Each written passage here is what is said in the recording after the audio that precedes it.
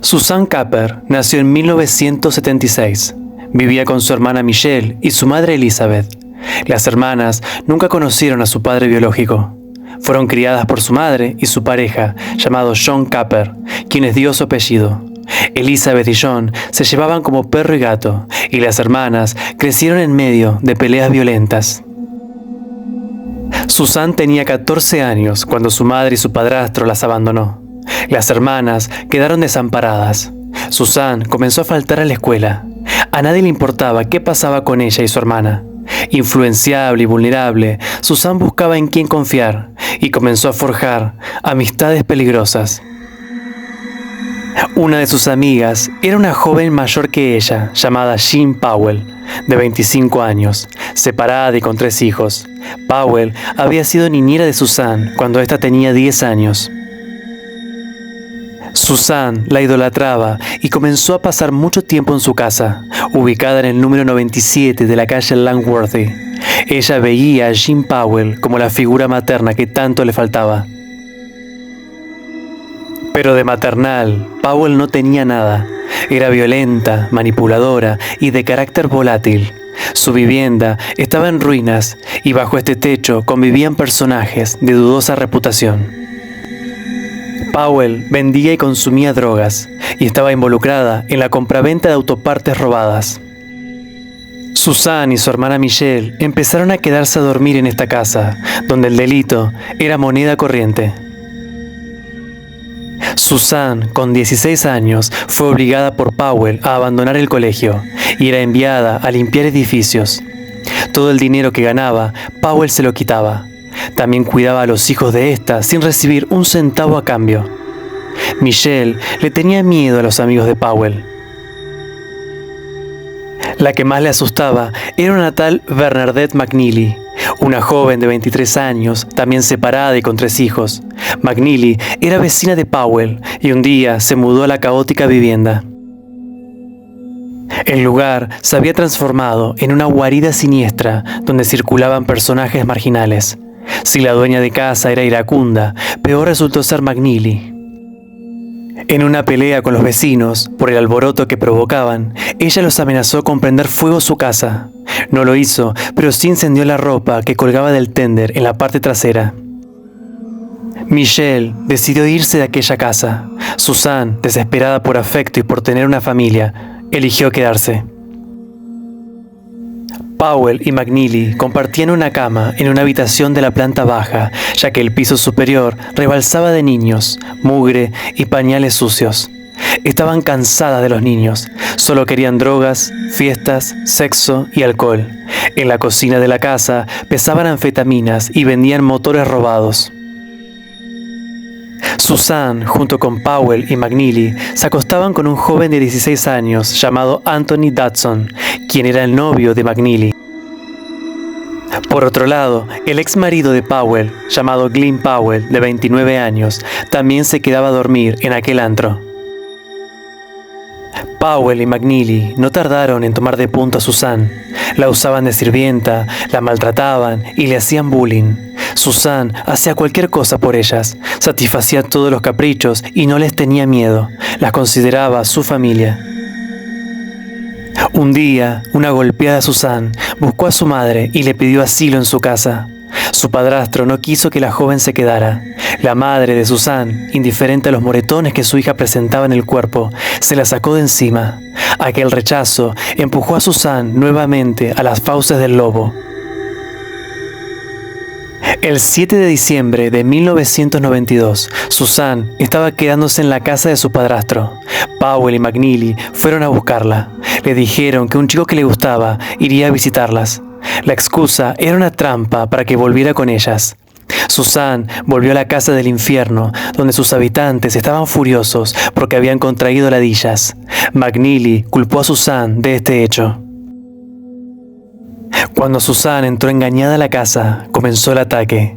Dodson y Glenn Powell la sujetaron y la obligaron a afeitarse todo el cuerpo hasta la cabeza, incluidas las cejas. Después le hicieron limpiar el piso. Luego empezaron los golpes. La patearon, la ahorcaron con cinturones y le pusieron una bolsa de plástico en la cabeza para asfixiarla. Susan terminó por desmayarse. Fue entonces que la drogaron. Luego la introdujeron dentro de un armario, debajo de las escaleras. A la mañana siguiente, los gritos de Susan despertaron a todos los niños. Powell y McNeely decidieron llevarla a la casa del número 91, aquella donde antes había vivido McNeely. Todo empeoró para la víctima. La sujetaron a la estructura de madera de la cama con cuerdas y cables eléctricos. No le daban de comer ni de beber. La golpeaban y apagaban cigarrillos en su piel. Cuando perdía la conciencia por el dolor, le inyectaban anfetaminas para que despertara y poder volver a golpearla.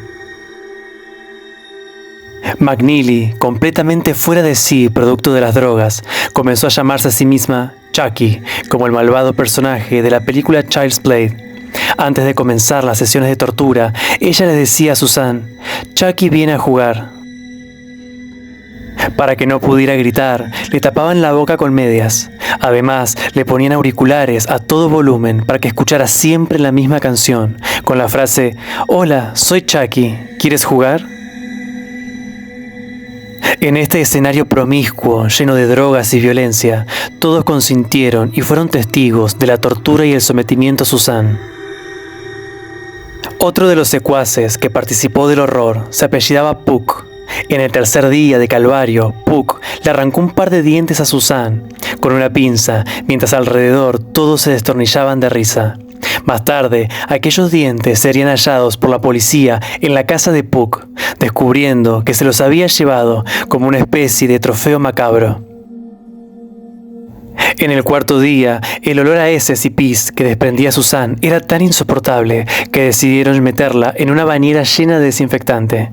Rasquetearon todo su cuerpo con un cepillo de cerda hasta destrozarle la piel. El entretenimiento de todos terminó cuando al séptimo día se enteraron de que la familia de la víctima iba a denunciar su desaparición. La tribu resolvió que era momento de deshacerse de ella y planearon quemarla viva.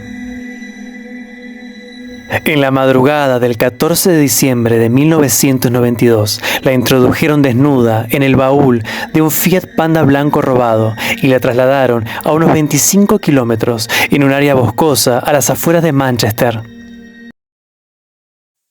Una vez en el lugar, se aseguraron de no ser vistos y la bajaron a empujones. Susan estaba desorientada, sin energías y desnutrida. La tiraron al piso y McNeely la roció con 5 litros de combustible. Luego de varios intentos, lograron encender el fuego y rápidamente las llamas envolvieron a Susan. Todos cantaban felices "Burn, Baby Burn" de la canción Disco Inferno del grupo The Tramps. Cuando la dieron por muerta, se marcharon entre carcajadas a comprar un pack de cervezas para festejar en la casa. Lo que no sabían era que Susan todavía respiraba. Con su cuerpo maltrecho y la piel chamuscada, se arrastró hasta la calle. A las 6:10 de la mañana, 2 trabajadores la socorren y la trasladan a una casa cercana. Allí la reciben Michael y Margaret Coop, quienes llaman a la ambulancia. Les sirven 6 vasos de agua, pero se los tienen que dar ellos, ya que las manos de Susan ahora son muñones. Michael declararía más tarde lo siguiente: sus 2 manos parecían cenizas, sus piernas eran carne cruda y sus pies estaban totalmente chamuscados. Quedé sorprendido por lo educada que era la víctima, porque me agradecía permanentemente por asistirla. Una vez que la trasladaron al hospital, constataron que la víctima tenía el 80% del cuerpo quemado. No podían tocarla sin que grite de dolor, pero aún tenía voz para hablar. Le relató a las autoridades todo lo que le habían hecho, dio los nombres de sus atacantes y la dirección donde había estado secuestrada. Poco después, Susan entró en coma. Las quemaduras de su cuerpo eran tan impresionantes que ni su madre logró reconocerla. El 18 de diciembre de 1992, su corazón dejó de latir. Susan Jane Capper había dejado de sufrir. El mismo día que hallaron a Susan, todos los culpables fueron detenidos entre risas y chistes. En noviembre de 1993, luego de 22 días de juicio, todos son hallados culpables en diferentes matices. Jim Powell, Glyn Powell y Bernadette McNeely son condenados a perpetua. Anthony Dodson, por su corta edad, es sentenciado a 18 años, Clifford Pook a 15 años y Jeffrey Lee a 12 años. El juicio por el sádico asesinato de Susan Capper no tuvo la repercusión que debió haber tenido, ya que fue opacado por otro aberrante hecho, también ocurrido en el Reino Unido. Se trataba del crimen de James Bulger, de 2 años, a manos de John Venables y Robert Thompson, ambos de 10 años. Un detalle curioso es que estos chicos también se habrían inspirado en Chucky para matar a James. Estos casos despertaron un enorme debate público sobre la violencia de las pantallas y cómo esto impacta en la vida real. ¿Son estas películas un disparador de la violencia? ¿O es la sociedad la que inspira este tipo de cine?